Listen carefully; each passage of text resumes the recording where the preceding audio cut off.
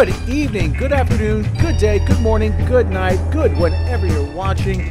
Welcome once again to another episode of Midnight's Edge After Dark for the day of November 27th, 2017. That's when we're recording this. If you're listening to afterwards, there's no expiration date on this. This whenever the news counts. I am Mr. Rob Robot Shlomo, your narrator supreme, as always. Broadcasting from Shabby Road Studios, coming right at you via the internet, the free and open internet for the time being. And you are joined, as am I, by Mr. Tom Connors. Oh, he finally got it out. After that 10-minute intro. Is he lose it or is he going to lasso it in there? Yes, my name is Tom Connors. How are you doing tonight, Rob? Oh, fantastic. Rescue me from that long intro. Yeah. Boy, jeez. But didn't have a factoid? Interesting factoid? Yes, coming to you from the home of the seventh most pollution area in the United States. Number 7 here in the Elm City, and the seventh most polluted city in America. Not one. So, That's good. Yeah, we're more polluted than Newark, New Jersey. How does that happen?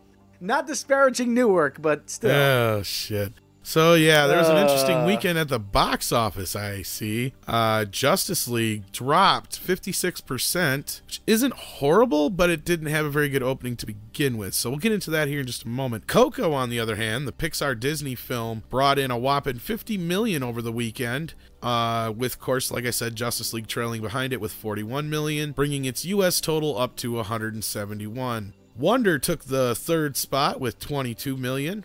Thor Ragnarok dropped down one spot to fourth place with 16.8, hanging in there, doing very well. Daddy's Home 2 dropped one more spot down to fifth place with 13.2. Murder on the Orient Express also dropped down one spot with 13.1. Bad Moms did the same thing and dropped down another spot from number 7 to 8 with 4.8 million. And number 9 is a new entry in the top 10. Roman J. Israel Esquire brought in 4.4 million. And then 3 billboards outside of Ebbing, Missouri, which I finally seen the preview for, and it looks pretty interesting. 4.4 million. That's getting a lot of buzz.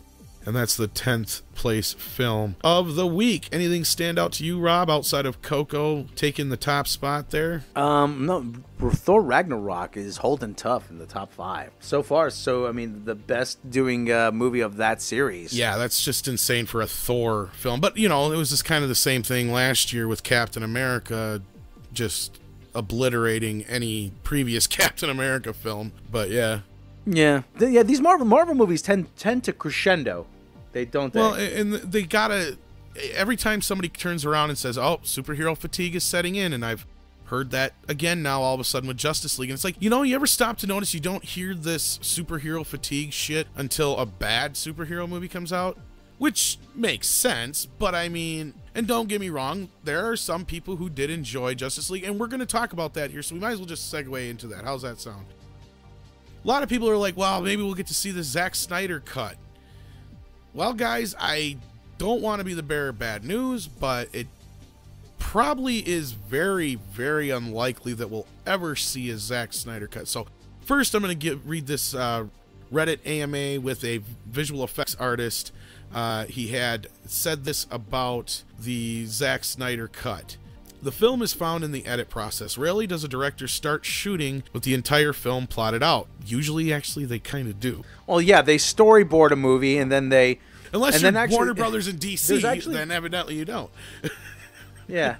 Well, in the old days, you used to compile what was called a production book. These things are very meticulously planned out. So, I mean, this guy's kind of trying to make excuses a little bit for them, but it's probably is true if you've been working on these DC movies nonstop for years that, frankly, they probably do a lot of this without a shooting script, it sounds like, and it does make a lot of sense. But he said some things work, some things don't. There is no Snyder cut. Obviously, he had a rough edit in process when he left in February. But the reshoots were done 6 months after that, and he had no final version of the film. Sure, Zack would have probably done things differently to how the movie turned out, but that's it. There isn't a secret Zack version hidden somewhere. It doesn't exist. There is no cut. People who spread the rumor are the worst perpetuating rumors of processes they don't understand. And this is something I've said to people in private too. It's like, we're never going to see this.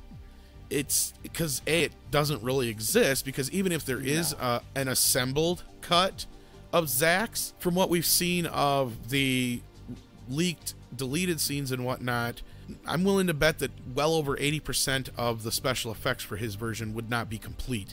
And there is no way Warner Brothers is going to put that kind of money into producing a film which I'm going to steal Andre's words here, this is what he said about it basically, is that's going to make the studio look bad in the end if it's good. Basically what had happened with the extended cut of Batman v Superman in so many ways. And most of that stuff was either already finished or finished and was cut out afterward. Yeah, we're not even talking, if there is a cut of the movie, we're not even like talking even like a rough cut. Like, remember years ago when X-Men Origins Wolverine leaked onto the internet? I cannot comment. No? You cannot comment? I don't know what you're talking about. Yeah. But I mean, we're looking at something. We would be looking at something like that. Not even that close to being completed, really. Right, and that one, and there was also a similar version of Hulk, not the Incredible Hulk, but Ang Lee's Hulk, that actually leaked online as well. Again, where the special effects were not complete, and you're talking a lot of money to finish these effects if they were to put this version out, and and that's the biggest thing, like Andre said, is there's no way they're going to make themselves look that bad. Now, granted, somewhere down the line, you never know. If a new CEO takes over, it's hard to say. Basically, though, what this means is what I've been saying all this time to other people, and I don't think I brought it up. Maybe I brought it up on one of the other podcasts, but no, I don't think we'll see a Zack Snyder cut. No, I don't think there really is a Zack Snyder cut, and the version we've got is basically what we're stuck with. So, yeah. Well, not for nothing, Zack Snyder said he's flattered by all the attention it's getting, though. But I'll tell you this, guys. Look, it's no secret that we are not big fans of Zack Snyder, but that's the point. Nobody was big fans of what Zack Snyder had done to this point, except for a very loud few.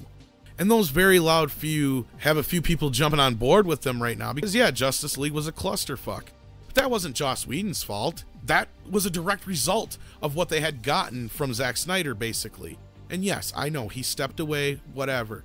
But obviously there was a lot done to this movie, and you can tell that a lot of it was done by Joss Whedon. It's pretty evident. So, and I know Rob's supposed to try and see that soon, so he'll know what I'm saying then. And we're planning on having a roundtable here real soon for that as well. I believe that's going to be on the main channel, but yeah. Yeah, I really don't hate myself at this point enough to go see Justice League. I'll try to get it out to see it. Well, and I don't want to sound like the dissenting voice, just like always when it comes to these things. And it has its moments. It has its, its pluses, but it has some big minuses as well. And we just need to let it go.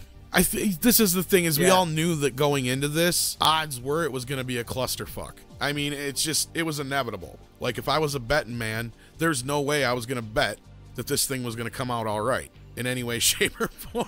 And I knew that everybody was going to blame Joss Whedon, and I knew we were going to get this little uprising. None of this is surprising to me. The fact that we have a lot of people jumping on board with those Zack Snyder and the Fanatics and all that kind of stuff lovers, that surprises me so much, because I really don't think that they've stopped to remember why we're in this place that we're at right now. But I don't know. I digress. I don't see us getting a Zack Snyder cut of this. I don't. No, we're not. We're not going to get a Zack. We may get like the typical DC Warner Brothers Ultimate Edition, but it's not going to be a if Zack it's going to be Snyder extended cut. edition, it's going to be an extended edition of what we have now. It'll be maybe a little bit longer version than when we got in theaters, but that's it. Is an Ultimate or extended edition enough to save this to make anything coherent out of this movie, though? Actually, yes. Okay. That's the sad part, and I can see. That's where I'm saying I knew I could kind of see this coming a little bit. I didn't expect the response that it has gotten, but I could see it because, like I said, coming out of this, it's like, I think I joked to you about that on the one podcast. Like, it was nice seeing half the movie, because it felt like such a half truncated movie, to where if there is more to this, it could build, it could be better, much better. I doubt it. I guess so. It's kind of a well, maybe. Well, we'll have to wait and see then eventually. But I mean, I'm one of those who didn't care for I liked the ultimate cut of Batman v Superman a little bit better, but it was like it didn't really do much for me, I guess. I don't know. Like I said, I'm not really looking forward to it, but I'll try to keep an open mind when I do see it. So, considering that was a movie that nobody was surprised wasn't received well, here's one that we're surprised to hear is being received well. Do you want to tell us about it, Rob? Actually, there was a screening of Jumanji actually recently, and lo and behold, eventually Sony, just goes to show you, if you throw the dice enough times, eventually you'll come up with a 7. So yeah, it's actually getting some pretty good advanced buzz. Our good friend Matt Wise is not going to be happy. He, of course, as you know, on the podcast once in a while, is our resident Ghostbuster expert. Yeah, he did a trailer roundup of Jumanji, and he was not too keen on what he saw. It sounds like, though, that the movie might be okay from what we're hearing. Let's see here. We got all kinds of quotes. Let's go ahead and read a few. Jumanji, Welcome to the Jungle, screened for the first time on Sunday night. So it was screened, looks like, to both fans and a few critics. John Steve Roca of Collider said that the chemistry gold of Dwayne Johnson and Karen Gillan, Giggity. Kevin Hart and Jack Black. The body stuff totally works. The body swapping. The action scenes are well done, and it's got a great big heart in the center of it. I highly recommend it. See, that's where I was kind of afraid. I thought this body swapping, where, you know, Jack Black's supposed to be a woman in a man's body kind of thing, I thought that joke was going to wear thin real quick. So, you never know. Somebody by the name of Eric Eisenberg. I don't recognize the name, so you have to cut me a little slack. Happy to say I was pleasantly surprised by Jumanji, Welcome to the Jungle. It's fun and in equal measure and makes smart use of its great stars. Not much of a universe builder for a fantasy sequel, but definitely a reinvention that works. Brandon Davis of comicbook.com, he chimed in and said that Jumanji was a ton of fun. Great nods to the original. Jack Black steals it, and The Rock and Kevin Hart need to keep working together. They might have a sleeper hit on their hands. I don't see it doing too well up against Star Wars. It could get some spillover. This is a case where there's probably going to be no good time to release this movie. If you think about it, anything is going to bury this movie. So you know what? For what it costs to make, let's put it out, see what it does. Right. I would have probably opened it up a little sooner against Justice League the way it's looking. But you know, in all fairness, though, I will go see Karen Gillan read the phone book. that's yeah. Well, let's get a female perspective on it. Kate Airblend of IndieWire. She's happy to report that the new Jumanji movie, it's fun. It's kind of a family-friendly outing that should help settle a lot of debates this holiday season. Jack Black is very, very funny, and I kind of love how they attempt to make it a true sequel to the original without some wonky engineering. Wow, so maybe this movie will even impress Matt. Who knows? I'm color me surprised. I didn't expect it from what I saw. A lot of good. Well, it's an interesting enough premise, though. I mean, it's a premise that could work almost. I don't want to say with anybody plugged into it, but it is that sort of, a lot of us younger guys, and I have this, where you kind of imagine yourself in the context of a video game, whether it's Metal Gear Solid or Tomb Raider or Super Mario World or whatever. You know, so it is a premise that works. It is a premise that can translate. You know, in the 50s and 60s, it was, if we're living in a board game, you know, this is what if we're living in a video game. So right, and I think just the main concern, though, that some of us were part of this anyway, as far as like the first trailers and stuff like that. Besides what I said, like the one joke I felt was going to get old real quick. Some ham-fisted way of making it a sequel just to make it a sequel. Jumanji's not a sequel. Oh, what am I gonna do then? Oh, guess back royalties. Oh, Jumanji, the sequel, the non-sequel. Oh, that tastes great, less filling. Oh, Jumanji. Yeah. Okay, well, I think we've said all we can say about Jumanji. I guess we just have to wait a couple weeks and see how it goes. Yeah, and if Sony, if you're out there, you're listening, we're not above taking a couple free passes. Sure, why not? I'll go see it for free. Why not? I'll go see why not. Hey, Roger Ebert did it for years, right? Jeez. So what else we got? Well, I think that's time for the roundup then.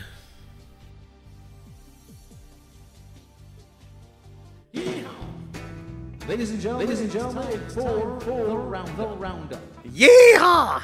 Well, buckaroos, time to saddle up this horse and head on out to the barn. Have ourselves a roundup. Netflix, lots of people love Netflix.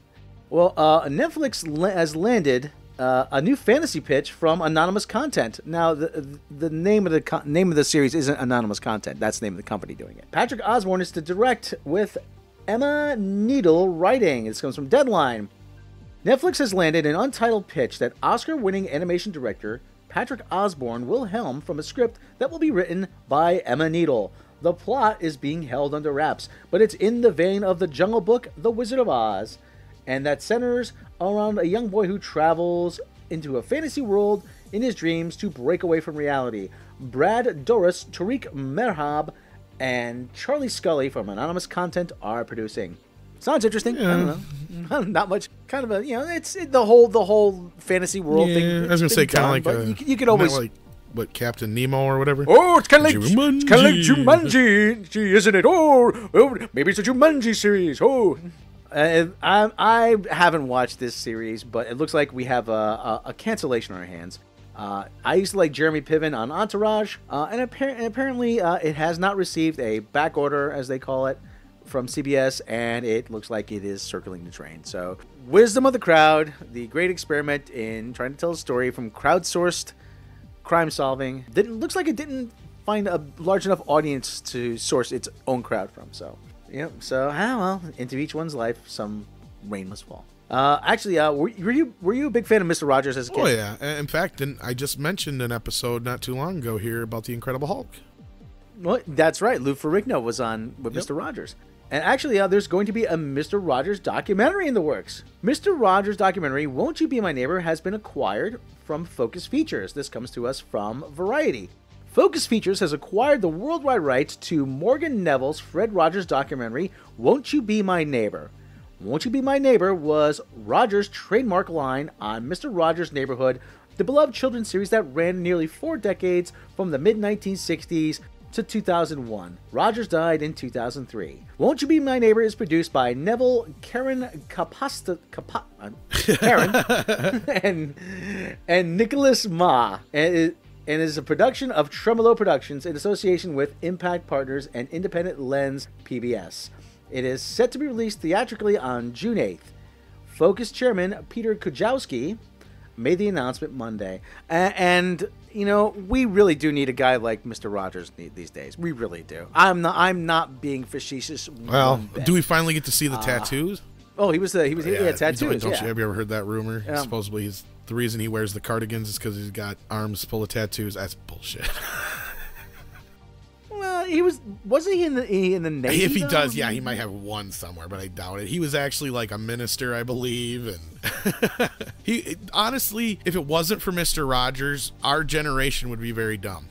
This guy fought for the rights of public broadcasting, and if it wasn't for that, we wouldn't have shit like Sesame Street or anything like that, because they never would have had the funding. Yeah. Actually, there's a great clip of Mr. Rogers, of Fred Rogers, testifying in front of Congress, I believe in 1968 or 69, on behalf of public broadcasting. I encourage everyone to watch it. It is absolutely moving, and he really underscores why we need public television. He really does. It just goes to show that Sesame Street had to be basically helped out by HBO at this point because they don't have the funding for anything anymore, and that's sad. It's just sad. It is, isn't it? I mean, what a world we live in.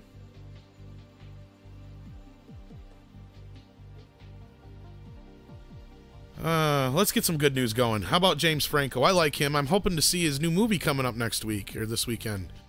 Yes, James Franco. Yes, Tommy Wiseau movie, right? You're tearing me apart. Well, he has another movie in the work. He has another movie in the works. James Franco is apparently working on a superhero project. This comes to us from The Hollywood Reporter. James Franco confirmed that he is developing a superhero project to which he's attached as a producer and actor.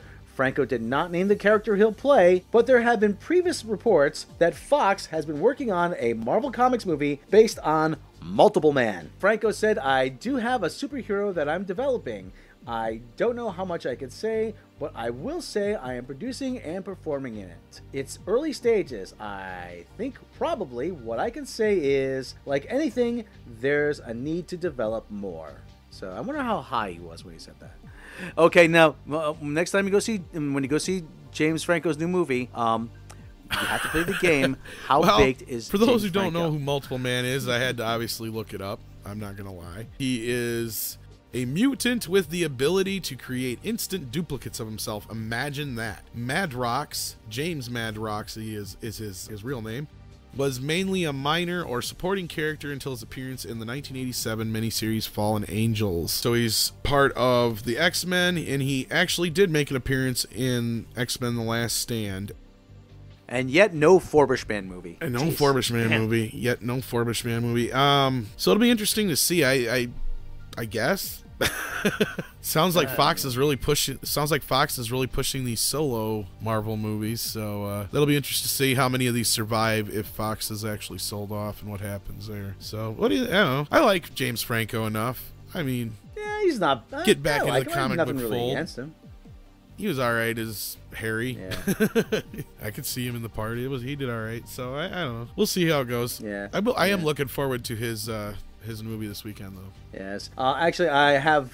Speaking of things I'm looking forward to. As you know, I am a big fan of the series Archer. All right, you're a fan of Archer, aren't you? I've seen bits and pieces. I haven't gotten into it. You just finally got me started on Rick and Morty, Rob. I haven't got to Archer yet. Okay, we'll work up to Archer. But this is a bit of old news, but I don't think we've reported this. We have a little bit of season 9 news regarding Archer. This comes to us from Den of Geek. It was revealed at the San Diego Comic-Con 2017. Again, like we said, we haven't reported on this, so cut us a little slack here. And I wanted to do some Archer news this episode, and you don't know what slim pickings there are out there.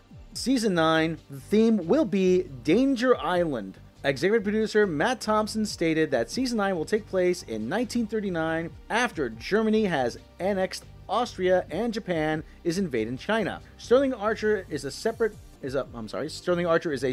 pilot just trying to continue his alcoholic lifestyle in French Polynesia. As you might imagine, danger soon comes to Archer's island home. Hence the name. And actually, the plan is that they're going to do Season 9 and 10 and possibly end the season after that. But who knows? And the series, actually, a little bit more news on this. Aisha Tyler will play a princess in this season. Jessica Walter will reprise her role as Mallory Archer. Reimagined this time as a bar owner, Amber Nash's Pam Poovey returns as Archer's co-pilot, while Judy Greer's Charlotte will serve as an heiress who has come to the island for her honeymoon. Rounding out the cast, Chris Parnell is a German officer, and Lucky Yates as... this is actually interesting. Lucky Yates, who plays Krieger, will be Archer's beloved wisecracking parrot.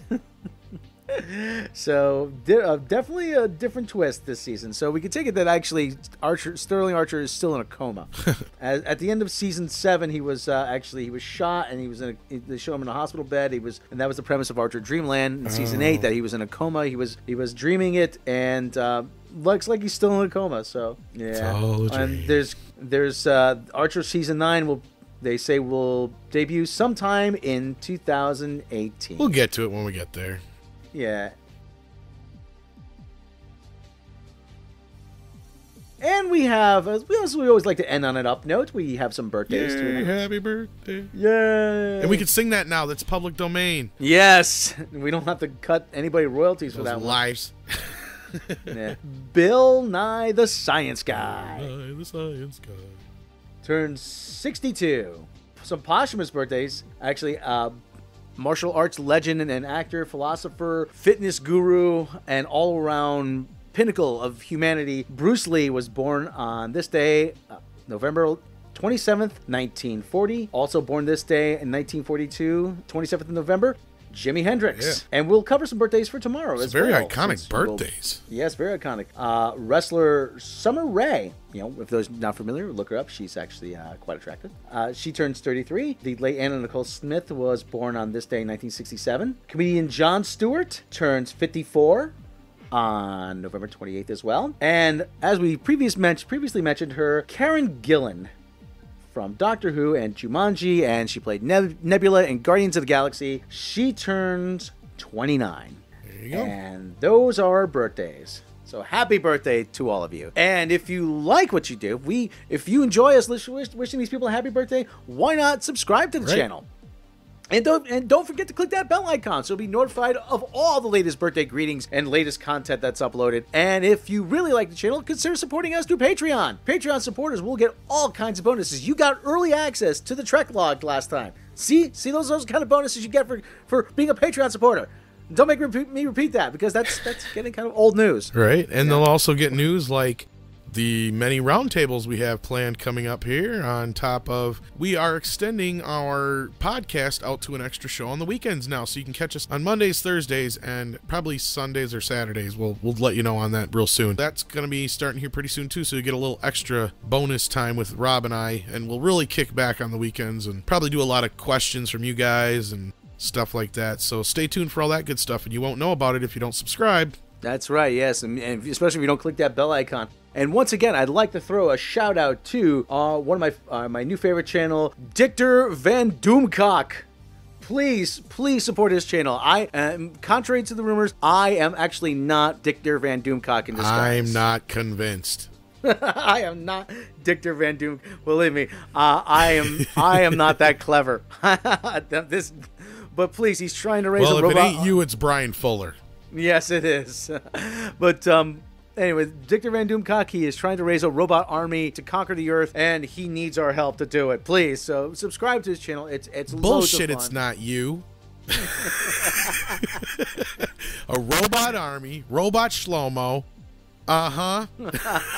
All signs point to him, don't they? And actually, another shout out.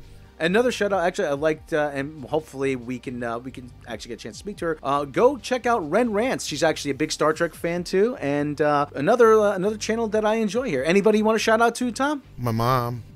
Hi, Mom. Hi, Mom. Not that she's gonna listen, but no, yeah, Ren. We wouldn't mind having her on the Trek Logs, would we? No, we wouldn't. Now, like I said, we're going to throw a shout out to her. Hopefully, she's watching out there, and and you, like I said, head over to her channel, and she's got some pretty good work over there. So anyway, yeah. So that is our show for this evening. Like you said, lean, mean, and fighting machine of a show. So anyway, I'd like to thank all of you for joining us, because we cannot do this without you. You're gonna eat thunder, and you're gonna crap lightning. Hey, Mick, man, I can't see him. Eye. Cut me, Mick. Come, Mick. So, thank you once again for joining us. I am, of course, your narrator supreme, Rob Robot Shlomo, and you are? I am Rocky Balboa. No, I'm Tom Cotter. Yo. Tom Cotter. And, of course, you are the audience. We thank you for joining us, and we will see you next time.